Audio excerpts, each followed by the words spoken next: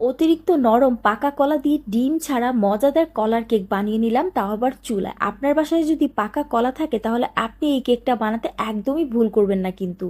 শুধু আটা, তেল আর পাকা কলা লাগবে, ডিম লাগবে না। আর চুলায় বানাতে পারবেন এই কেকটা। বাচ্চারা যেমন পছন্দ করবে, বড়রাও ভীষণ পছন্দ করে খাবে, বিলিভ মি। বাচ্চাদের টিফিন বা নাস্তায়, আবার বড়রা চায়ের সাথে খেতে ভীষণ পছন্দ করবে। তো বাসায় বানাচ্ছিলাম, ভাবলাম রেসিপিটি শেয়ার করি।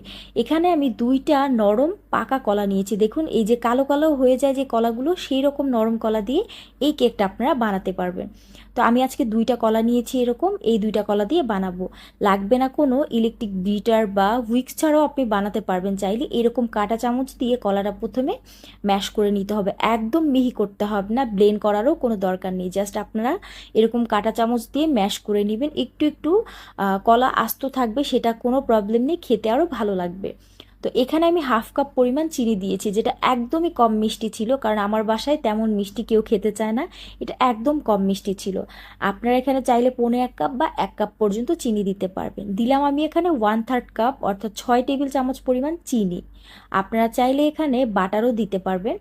দিচ্ছি এখানে 1 চা চামচ পরিমাণ ভ্যানিলা এসেন্স। এটা চাইলে স্কিপ করা যাবে, আমার ভালো লাগে তাই দিয়েছি। এটা দিতেই যে হবে তা কিন্তু না। তারপর এখানে আমি 1.5 কাপ পরিমাণ ময়দা নিয়েছি, চাইলে অবশ্যই আটা দেওয়া যাবে। দিচ্ছি এখানে 1 চা চামচ পরিমাণ বেকিং পাউডার, 1/2 চা চামচ পরিমাণ বেকিং সোডা। তো এখন এই শুকনো উপকরণগুলো ভালো করে চেলে নিচ্ছি।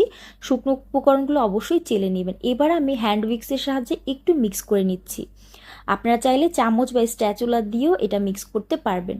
আমি যেহেতু ডিম ব্যবহার করিনি, তাই এখানে লিকুইড দুধ বা পানি দিতেই হবে। আমি পানি দিয়ে আজকে এই ব্যাটারটা করেছি সত্যি সত্যি। তো এই যে এরকম একটা ব্যাটার হতে হবে, উপর থেকে যখন ফেলবেন এটা ভাজ ভাজ হয়ে পড়বে, ওই পর্যায়ে বুঝবেন মিক্সিংটা হয়ে গিয়েছে। এখানে আমি একটা বেকিং মোল্ড নিয়েছি, তেল ব্রাশ করে নিলাম, আর নর্মাল যে খাতার কাগজ আছে সেই কাগজটা এখানে আমি দিয়েছি। তো এখন এই ব্যাটারটা একটু উঁচু করে ঢেলে নিতে হবে। ঢেলে নেওয়ার পরে এরকমভাবে ট্যাপ করতে হবে। এখন আমি যেটা করছি, এই যে ছুরিতে একটু তেল মাখিয়ে মাঝখানটা একটা দাগ কেটে নিচ্ছি। ওই যে দোকানে মাঝখানে যে একটা দাগ থাকে কেকের উপরে, দেখতে ভালো লাগে, এরকম করলে সেটা হবে।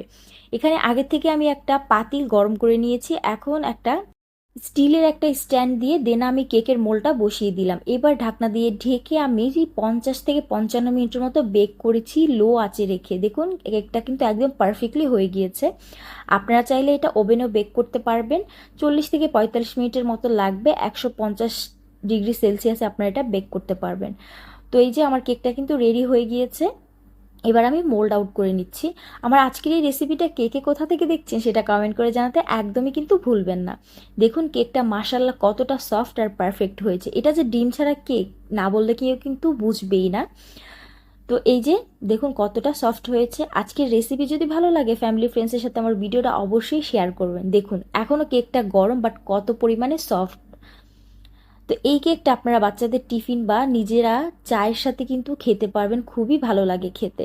এতক্ষণ যারা পুরো রেসিপি দেখেছেন তাদের সবাইকে জানাচ্ছি অসংখ্য ধন্যবাদ। সবাই খুব ভালো থাকবেন। আজকে বিদায় নিচ্ছি, আল্লাহ হাফেজ।